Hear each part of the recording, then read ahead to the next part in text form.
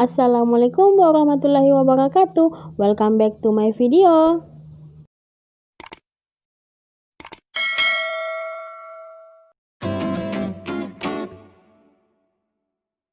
Nah, di video kali ini saya kembali akan membahas tentang pajak, yaitu SPPT Pajak Bumi Bangunan. SPPT atau Surat Pemberitahuan Pajak Terutang merupakan surat keputusan dari Kantor Pelayanan Pajak atau KPP terkait pajak terutang dalam 1 tahun pajak. Nah, contohnya itu seperti ini.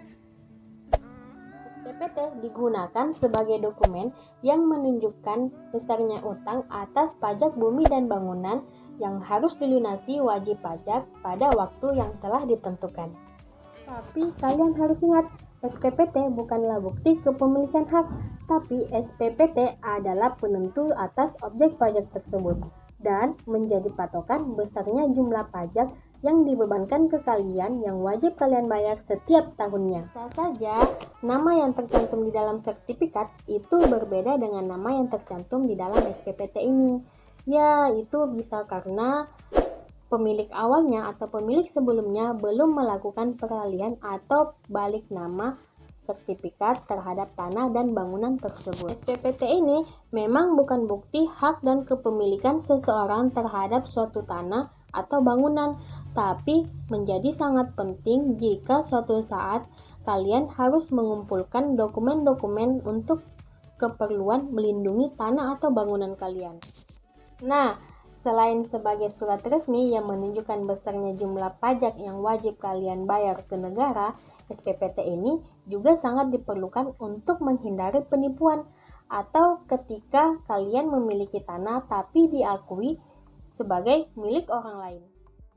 Terkait dengan SPPT ini, kalian sebagai wajib pajak juga mendapatkan hak-hak, yaitu pertama, kalian akan menerima SPPT pajak ini setiap tahun pajak. Kedua, kalian berhak mendapatkan penjelasan yang berkaitan dengan ketetapan PBB jika kalian tidak mengerti. Yang ketiga, kalian berhak mengajukan permohonan pajak baru, balik nama, pemecahan, atau pengurangan mengenai pajak yang kalian miliki. Nah, itu dia penjelasan singkat, penjelasan ringkas tentang pajak.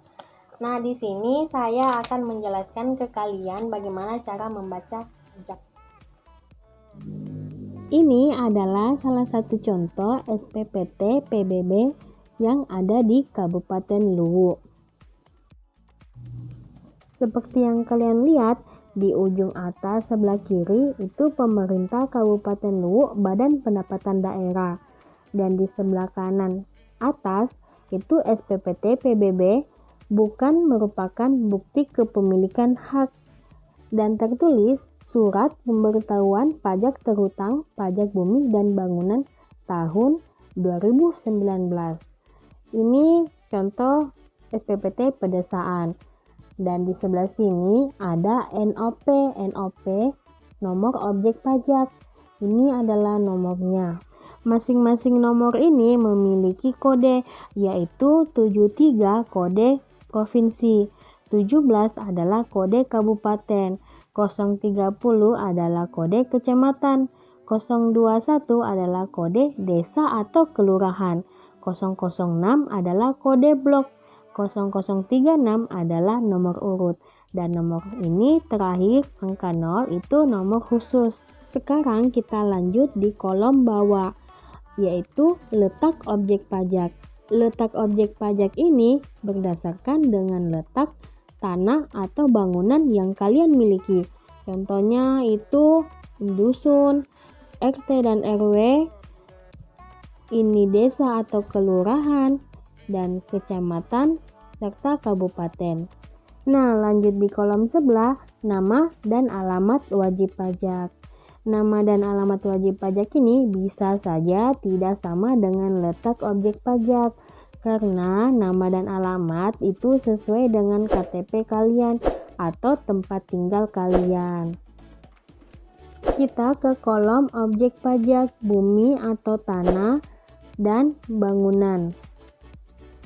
Dan di kolom sebelahnya yaitu luas dalam meter persegi. Contohnya di sini buminya 2.921 dan bangunannya 0.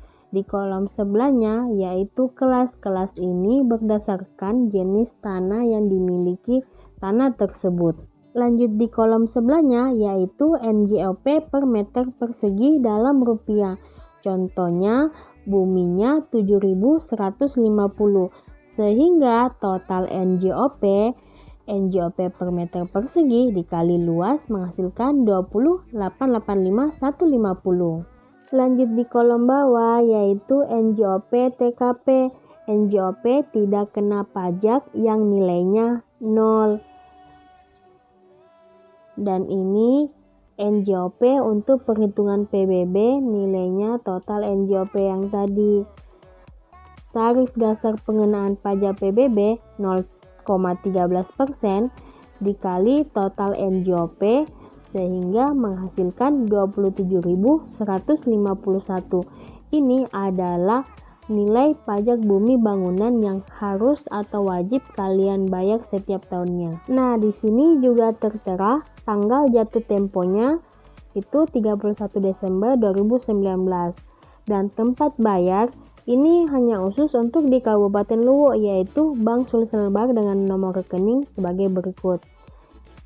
Jadi, inilah cara membaca dan mengetahui nomor kode-kode yang ada di lembar SPPT Pajak Bumi dan Bangunan yang kalian miliki.